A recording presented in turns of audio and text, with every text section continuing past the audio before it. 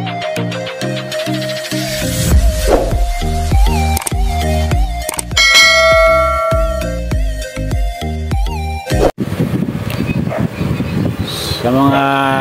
idol, ito sa mga folding bat na conversion natin sa ating mga laruan, ito konti share ko lang sa inyo paano natin, kasi yung mga nabibili natin mga folding bat, may kalug.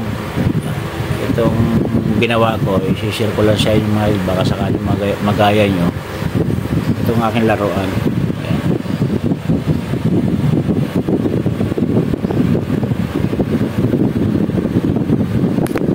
Ito mga idol, ito sa mga ka-hunter natin, ito kasi folding bat ko na to, ang laki ng kalog nito. Ito normal naman itong pag naka-fold ka, normal naman yan. Tulad dito mga idol, ito ginawa ko, ito. Ang ginawa ko,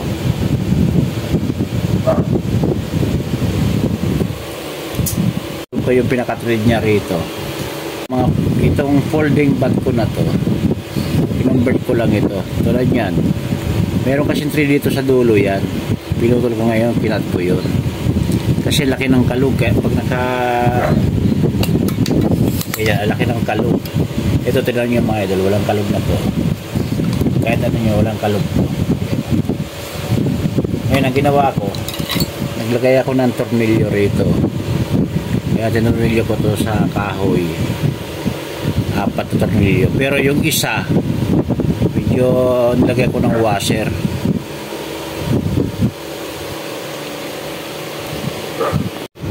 Ito mga idol, meron ako nilagay rito ng 4 na tornilyo. Yan, tinurnilyo ko yan doon sa kahoy kasi ang laki ng kalog niya mga idol eh. Ngayon itong isang ito,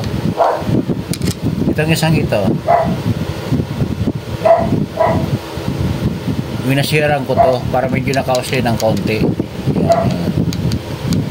Yan mga idol. Ngayon ito normal naman yan pag naka-fold, may kalog yan mga idol po, may na-fold. Pero pag inaano mo na siya, yan, wala na siyang kakalog-kalog mga idol, nakabalance na siya. Saka isa pa mga idol, kung ito tulad nitong bat na to, siyempre kung tutusin, pag nabibili natin to sa online, may kalog talaga ito mga idol. Ngayon ang ginawa ko, yan talaga, walang kakalog-kalog yan mga yan. Kasi pag oras na nag-barrel ka, pag may kalog to, mawala yung concentrate mo. Tulad niya, walang kakalog-kalog na yan mga idol. Ito kasi, nalala ko muna ito kasi tignan mo, nilagyan ko ng rivet to, yung maliit. Yan, nilagyan ko to ng rivet, tapat na number. Baka sakaling pwede nyong gayahin to kung meron kayo ng folding na ganitong laruan. Ito lang gayahin nyo kung baka magustuhan nyo itong video nito.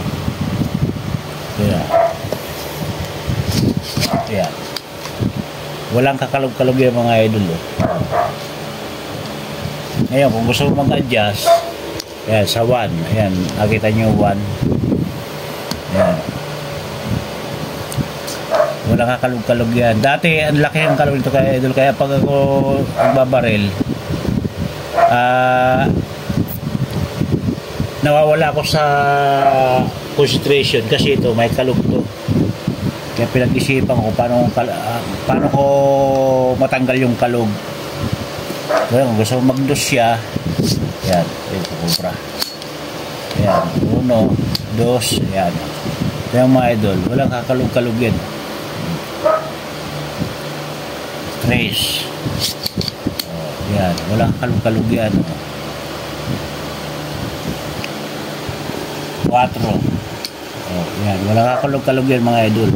Kasi nung dati, kaya nung hindi ko pa ginawa yan, ang laki ng kalog.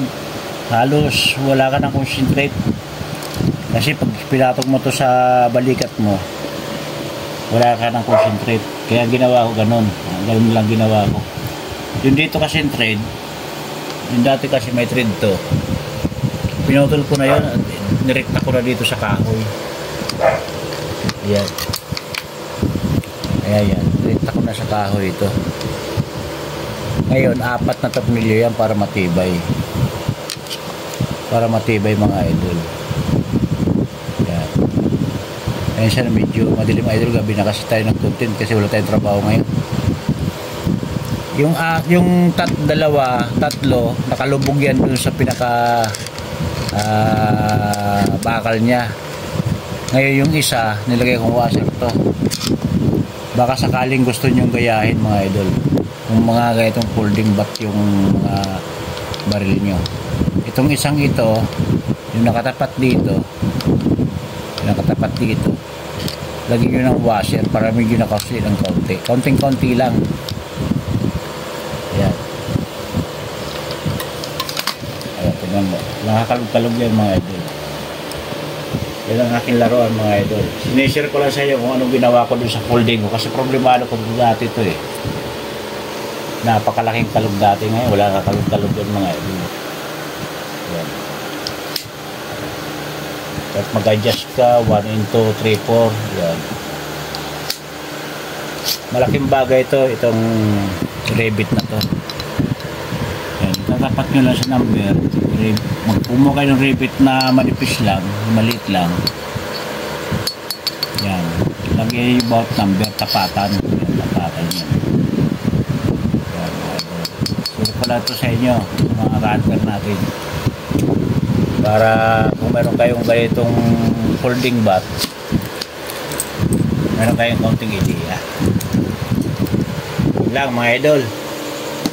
Ito lang ating laruan. Share ko lang sa folding bat natin. Konting tip lang mga idol sa ating laruan sa folding bat natin. Yan. Gayahin nyo na lang yan kung gusto nyo gayahin. Baka kung magustuhan nyo. Yan. Ilalaruan natin mga idol. Mga hunter, salamat pala sa mga suporta nyo. Ito konting share lang po para sa ating mga nag-DIY sa ating mga laruan kung paano natin pagandahin ang ating laruan. Ito Nimrod to.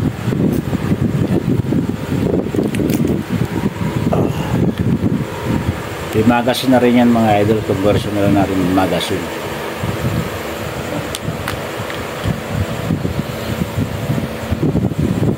Dati kasi folding to, hindi ako masaya doon mga idol dahil nga sa laki ng kalog. Itong folding na to, kaya ito lang ginawa ko. Konting tip lang to mga idol.